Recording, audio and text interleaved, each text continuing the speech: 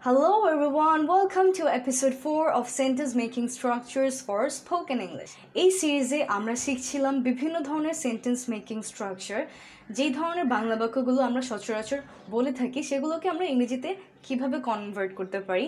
খুবই ইম্পর্টেন্ট কয়েকটা রুল দিয়েই কিন্তু আমরা এগুলোকে শিখে ফেলতে পারি।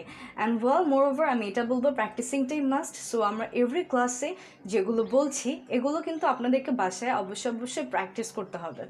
So আজকে আমরা চলে এসেছি আরো নতুন কিছু অ্যামেজিং রুলস নিয়ে। So you are watching 1 Minute English with Meme and I am Noor Jannat Meme with you all. So let's start our lesson today.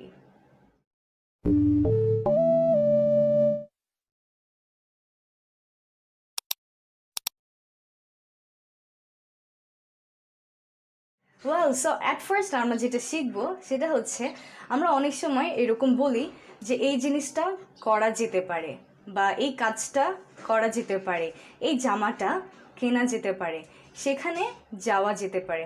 So এই যে যেতে পারে, এই ধরনের কথাগুলো যে সেন্টেন্সে থাকে সেগুলো আমরা কিভাবে করতে পারি। So this is really easy. স্ট্রাকচারটা হচ্ছে subject plus can be plus ভার্বের past participle form plus extension. Very simple.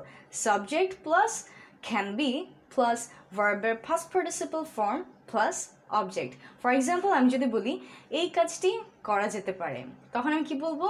This work can be done. এই জামাটা কেনা যেতে পারে। This dress can be bought. এটা খাওয়া যেতে পারে। This can be eaten. এটা লেখা যেতে পারে। It can be ridden. So যেসব ধরনের সেন্টেন্স এরকম কিছু থাকবে, করা যেতে পারে, কেনা যেতে পারে, দেখা যেতে পারে, খাওয়া যেতে পারে, যাওয়া যেতে পারে, সেগুলোকে আমরা এই স্ট্রাকচারটা ফলো করে ক্যান বি দিয়ে খুব ইজিলি করে ফেলতে পারি। নেক্সট ওয়ান ইজ, আমরা এরকম অনেক সময় বলি যে এই কাজটা করার আমার ইচ্ছে রয়েছে, বা এই কাজটা করার জন্য আমি মনস্থির করেছি, তখন এটাকে আমরা বলতে পারি ইন্টেন্ড টু। সো স্ট্রাকচারটা হচ্ছে subject plus intent to plus verb plus extension, verber base form. For example, আমার বিদেশে যাওয়ার ইচ্ছা আছে। I intend to go abroad. আমার বাংলা পড়ার ইচ্ছা আছে। I intend to read Bangla. আমার ইংরেজি শেখার ইচ্ছা আছে। I intend to learn English. আমার কাজ করার ইচ্ছা আছে। I intend to work. So simply আমরা যদি এরকম কোনো সেন্টেন্স বলতে চাই যে আমার এই কাজটা করার ইচ্ছা আছে, তার মানে আমরা যদি কোনো কিছু করার ইচ্ছা পোষণ করি বা কোনো কিছু করার জন্য মনস্থির করি, তখন আমরা ইন্টেন্ড টু দিয়ে সেন্টেন্সটাকে মেক করে ফেলতে পারি। সিমিলারলি বলতে পারি, আমি একটা সাইকেল কেনার জন্য মনস্থির করেছি। I intend to buy a cycle. আমি আজকে সবজি খাওয়ার জন্য মনস্থির করেছি। I intend to eat vegetables today. এখানে একটা কথা বলি, ভেজিটেবল এইটার উচ্চারণটা আমরা অনেক সময় করি ভেজিটেবল, যেহেতু এটা স্পেলিংটা VEGETABLE, এখানে যেহেতু VEGE আছে, সো এর জন্য আমরা বলি ভেজিটেবল। বাট এটার উচ্চারণটা আসলে ভেজিটেবল না, এটার উচ্চারণটা আসলে vegetable, vegetable, not vegetable. The next structure is, যখন আমরা এমন কিছু বলি যে এটা প্রায় হয়েই গিয়েছিল কিন্তু আসলে ফুলফিল হয়নি, প্রায় হয়ে গিয়েছিল। যেমন আমরা অনেক সময় বলি যে আমি প্রায় পড়েই গিয়েছিলাম, আমি প্রায় পরীক্ষায় ফেলই করে ফেলেছিলাম, আমি প্রায় মরেই গিয়েছিলাম, আমি এত ভয় পেয়েছিলাম, আমি প্রায় মরেই গিয়েছিলাম। তো এই ধরনের যে সেন্টেন্সগুলো আছে এগুলোকে আমরা বলবো অ্যাবাউট টু দিয়ে বলবো। অ্যাবাউট টু তার মানে হচ্ছে প্রায় হয়ে গিয়েছিল। ফর এক্সাম্পল, আমি প্রায় চলেই যাচ্ছিলাম। I was about to go. আমি প্রায় পড়েই যাচ্ছিলাম। I was about to fall. আমি প্রায় মরেই যাচ্ছিলাম। I was about to die. আমি প্রায় তোমাকে ডাকতেই যাচ্ছিলাম। I was about to call you. আমি প্রায় এই জিনিসটা কিনতেই নিচ্ছিলাম। I was about to buy this thing. আমি প্রায় বাসায় পৌঁছে গিয়েছিলাম। I was about to reach home. আমি প্রায় পরীক্ষায় ফেলই করেছিলাম। I was about to fail in the exam. তো সিম্পলি আমরা যেসব সেন্টেন্সে প্রায় হয়ে গিয়েছিল এই ধরনের কথা বলবো, সেখানে আমরা অ্যাবাউট টুটাকে ইউজ করে ইংরেজিতে খুবই ইজিলি ট্রান্সফর্ম করে দিতে পারি। সো নেক্সট টাইম যখন আমরা এরকম কোনো বাক্য কাউকে বলতে যাব আমরা অ্যাবাউট টু দিয়ে বলে ফেলবো।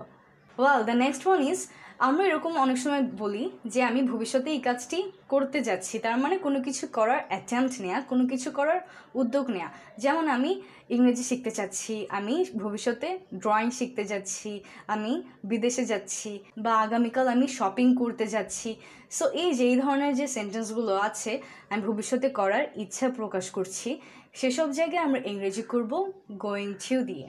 গোয়িং টু মানে ভবিষ্যতে কিছু করতে যাওয়া। ফর এক্সাম্পল, আমি তাদেরকে সাহায্য করতে যাচ্ছি, I am going to help them. আমি শপিং করতে যাচ্ছি, I am going two shopping. আমি ইংরেজি শিখতে যাচ্ছি, I am going to learn English. আমি পড়াশুনো করতে যাচ্ছি, I am going to study. Okay, so এখানে একটা জিনিস লক্ষ্য করি, আই এম গোয়িং টু।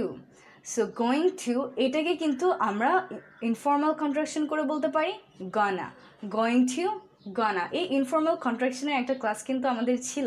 যদি আপনারা না দেখে থাকেন তাহলে অবশ্যই রিমাইন্ড করে দেখে নেবেন, কারণ এটা খুবই ইম্পর্ট্যান্ট। আমাদের স্পিকিংয়ের জন্য ইনফর্মাল কন্ট্রাকশনগুলো একটা ভাইটাল রোল প্লে করে। ইনফর্মাল কন্ট্রাকশনগুলো দিয়ে আমরা আমাদের কথাকে আরও স্মুদার বানিয়ে ফেলতে পারি অ্যান্ড আরও ফাস্টার বানিয়ে ফেলতে পারি।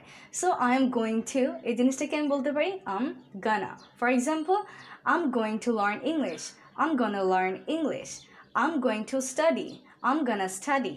I'm going to shopping. I'm gonna shopping. I'm going to learn something new. আমি নতুন কিছু শিখতে যাচ্ছি, I'm gonna learn something new. তো এটা আরও বেশি ফ্লুয়েন্ট অ্যান্ড আরও বেশি সুন্দর। Going to এটার বদলে আমরা বলতে পারি gonna, I'm gonna. And what you guys need to do is to practice all of them. আপনারা এগুলো দিয়ে একটা একটা করে সেন্টেন্স বানাবেন and let me know in the comment section. আপনারা কমেন্ট সেকশনে পাঠিয়ে দিতে পারেন যেন আমি দেখতে পারি। Well, so this was episode 4 and I will see you in episode 5 with some amazing new structures. So take care everyone and Allah Hafiz and keep learning English easily with 1 minute English with Mim.